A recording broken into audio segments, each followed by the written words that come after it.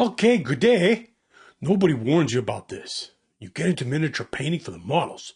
You stay for the lore. And then one day you realize the actual final boss of this hobby isn't the rules. It's finding your tribe. Before we get into it, because you're going to want to hear the rest of this, hit subscribe. Tap the like button. It generally helps the channel more than you'd think, eh? And it costs you exactly the same amount of effort as forgetting to remove a mold line. Okay, back to the trauma, eh?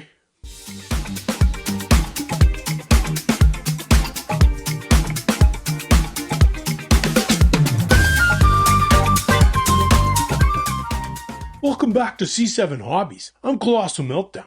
I paint tiny plastic men for a living adjacent hobby. And today, we're talking about something that quietly determines whether this whole thing feels amazing or feels like a very expensive way to sit alone.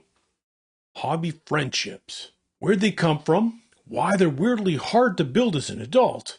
How to actually find your people, both at the table and online, because honestly, it's the same skill set. And what to do when it doesn't go your way, because sometimes it won't. And that's survivable too. Beauty. So grab your coffee, preferably a double-double, because we're Canadian. And I don't make the rules, eh? That's 2 creams and 2 sugars for you non-Canadians. Now let's get into it, eh? Surrounded doesn't mean connected. Here's the trap. We talk about tabletop gaming like it's automatically social. Like the second you own a codex, a friend group arrives courier to your door. It doesn't work like that, but it would be nice. Yeah. But you can be at a 50-person tournament and personally know 0 people there. You can be in a Discord server with 300 members and still be the person who reads every single message and posts exactly none of them. You know the type, eh? You might be the type. I might be the type. We don't need to make eye contact about it. And to be clear, I have absolutely no personal experience standing at the edge of a hobby table, nodding at a conversation I'm actually not part of, pretending to check something extremely important on my phone. None. Whatsoever. Okay? Okay. Here's the actual research behind it. Briefly, because I promised my editor I'd include at least 1 citation that isn't a hockey stat, eh? Public health researchers point to hobbies and shared activities as real legitimate opportunities for connection. Opportunity, not guarantee. Big difference, eh? It's the difference between there's a hobby store on this street and I now have a hobby-based friendship with the guy behind the counter. One of those actually takes effort. You still have to build the thing. Here's the annoying part. As an adult, building it is oddly specifically hard. Why this is harder as an adult? As a kid, friendship just sort of happens to you. Someone sits beside you in class, you both like dinosaurs. Boom! Best friends, blood oath, matching Pokemon cards done by recess. As an adult, work, bills, laundry, a Saturday that somehow evaporates into errands, and you still haven't primed the models you bought back in March. There's no DMV for making friends. There's no lineup, no number ticket, no please have your friendship documents ready. You can't just walk up to a stranger at a gaming table and go, "Good afternoon, I'd like 1 emotionally compatible gaming buddy, please."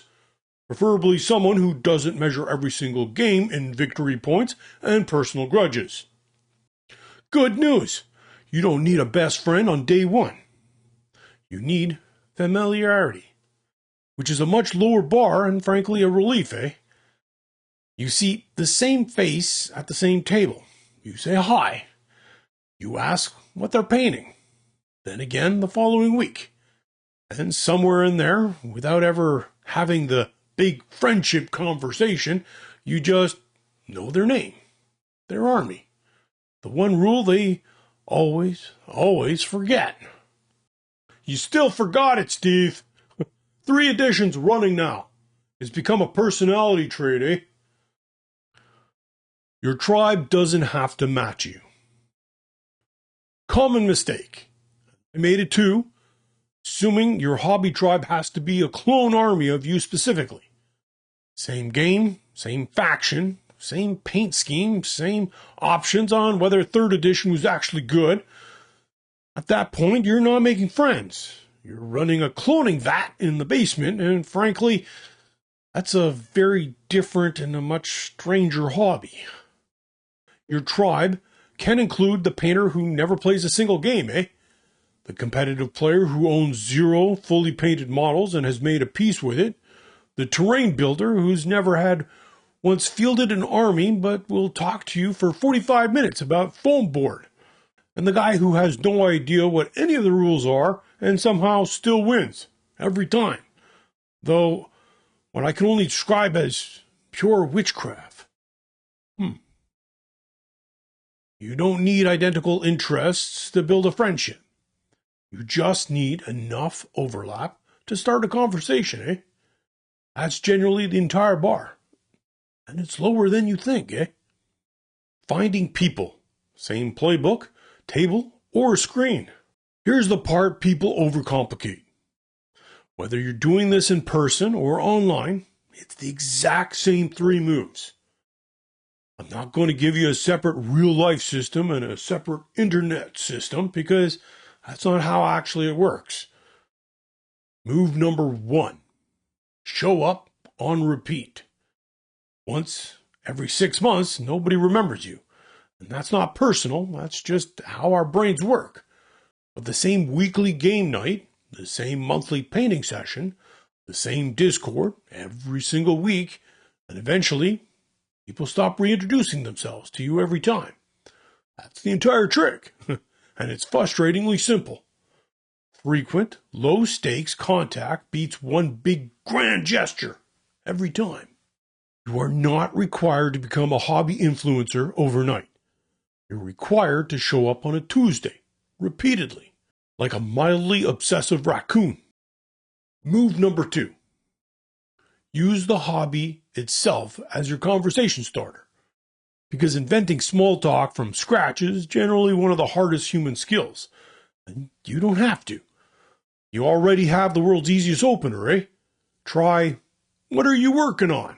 Great paint job. What'd you use for that red? Have you played this mission before? Because I haven't, and I'm already regretting my deployment. That's it. You're not proposing marriage. You're asking a stranger about paint or gaming. Humanity has survived far riskier conversations, eh? And online, it's the exact same move. At a smaller scale, eh? React to a post. Answer a question in Discord. Say, nice conversions under someone's photo instead of just double tapping and scrolling on. Research on gaming communities actually backs this up.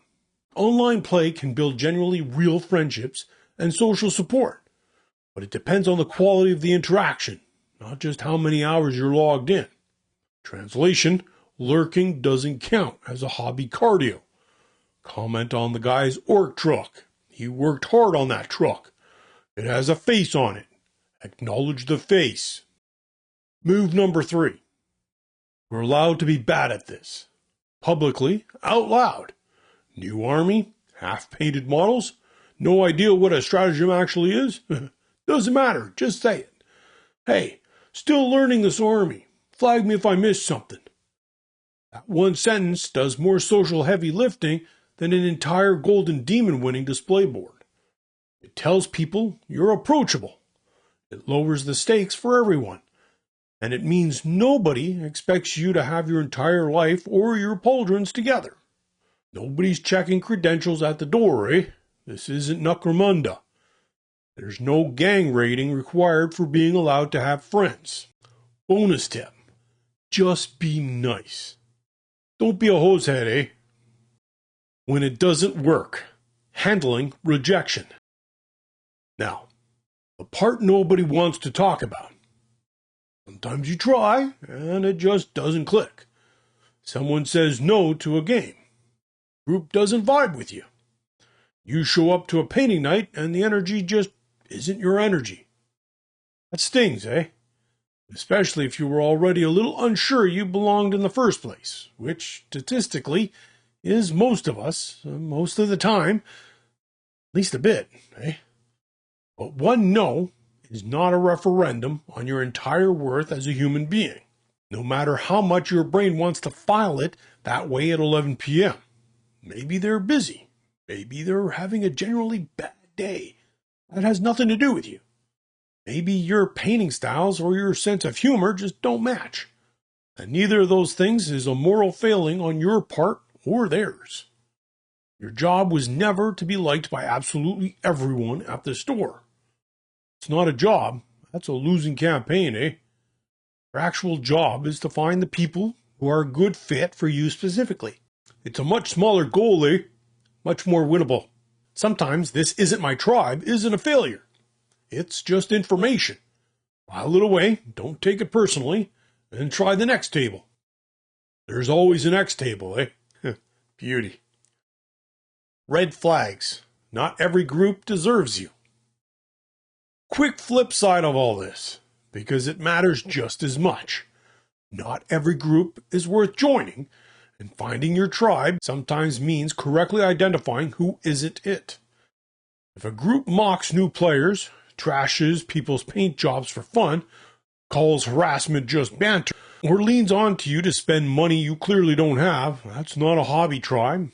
That's a bad Tuesday you keep voluntarily choosing to have, week after week, eh?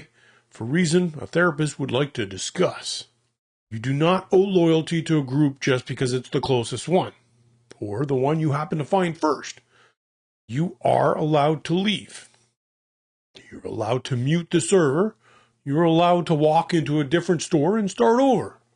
No explanation required.